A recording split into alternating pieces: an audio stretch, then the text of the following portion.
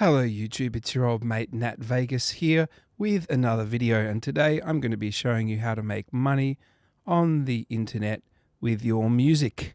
Isn't that great? And if you're a music creator, it's usually good if you can figure out a way to make some income from your music, because then you can keep making more music. And it's always nice to be appreciated. So early on in my music career, as a producer, I discovered the power of passive income through stock music and production music libraries. And this is a really good way. There's two angles you can take with production music. And if you don't know what production music is, it's usually a library, mostly online these days. They used to be catalogs of CDs or records back in the day, but now it's all online. And you can search the library if you are making a TV ad, a radio ad, or a small production. Usually for production music libraries, it's a lower budget production, like a YouTube video or a YouTube ad maybe. And you hear underneath there's often instrumental music that gives a mood to all of these sort of multimedia productions. So that is the production music, the stock music. And the two ways you can come at it is if you're already a music producer, if you're already creating music, and it's not in too much of a wacky genre, or even if it is, you can create instrumental versions of all the songs you've been working on and the work that you've already done, and then you can just upload them all to an online library, and if they're accepted, they will sit there, people can search for them. If you keyword them well, they'll find it and you'll make sales. And the money comes in passively after you've set it all up. Because they just basically take a small commission, whatever site you're using, and then the money gets put into your PayPal or your bank account. The other way is you can come at it where you're writing music specifically for production libraries, and you'll be a lot more successful if you come at it from that mindset. It's not everybody's cup of tea because the music is quite corporate sounding.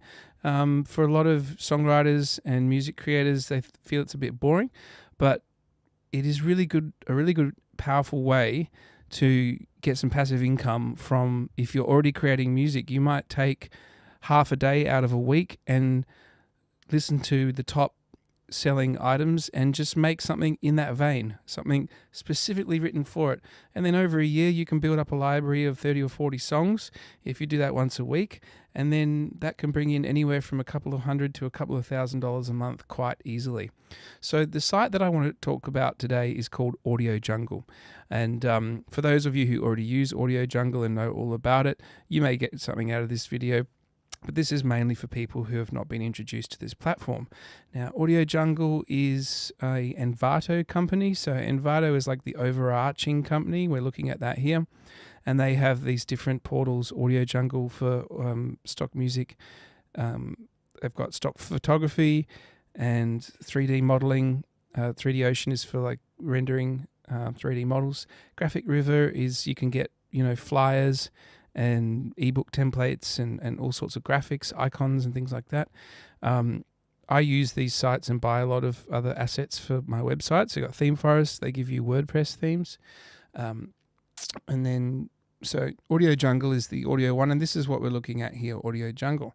And when I'm taking a bit of time out to write a song specifically for production music library, I tend to go to the best-selling audio, and you'll find certain trends in here. I'm not going to play any of them because of the copyright, but you'll see there are also some usual suspects always getting their songs in the top 20, top 30.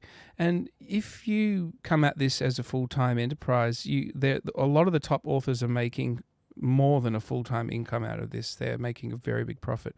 So let's take, for example, just the month of March. I know Pink Zebra, I'm familiar with them. They make really great music. So the average sale, as I go over, you can see is about $19. About 14 or 15 of that, I think, goes to the author. So if you're looking at 1,113 sales just in 1 month, clear in the profit for Pink Zebra would be around $16,000-$17,000 US. So that's a really, really good income. And they may have been working at this for quite a while, but I mean, I had a friend who decided to go full on with Audio Jungle, and he was working 8 to 10 hour days for almost a year. He wanted to save up because he was getting married, and he was making 3 tracks a day, 3 finished instrumental tracks, and by the end of that year he had 400 or 500 tunes that he had completed and uploaded that had been accepted, and that actually gave him a full-time passive income pretty much. So you can see it's really powerful for musicians and people who already know how to create music to have a platform like this. And what I'll do is I'll pop all these links in the description of this video, so if you're a music creator, you can go to this link here, audiojungle.net/help/getting_started, and you'll see down here if you want to join up to sell your own items, or you can refer people. So I might chuck my referral link if you want to click on that to support me. If not, you can just go straight there. It really doesn't make a huge difference to me. And then under here, under authoring basics, I've got this one open here. You can sign up if you're not already a member of Envato, and then they will give you a whole lot of instructions. Now, a few small criticisms I have about Envato. Their customer support on the back end is not fantastic in my experience. People can get a little bit frustrated by purchasing items and then asking about them and then not getting response for a few days, even more than a week sometimes. So that's one little negative. And the other thing is because it's become so popular and so many people are submitting music tracks, the quality guidelines have been tightened up. So it's actually a bit harder to land tracks now, and the process takes 2 or 3 weeks, whereas it used to take only a few days to get an answer back to see whether your track has been accepted. So my best advice is, if you want to have the best chance of making a bunch of sales and get started making passive income as a musician,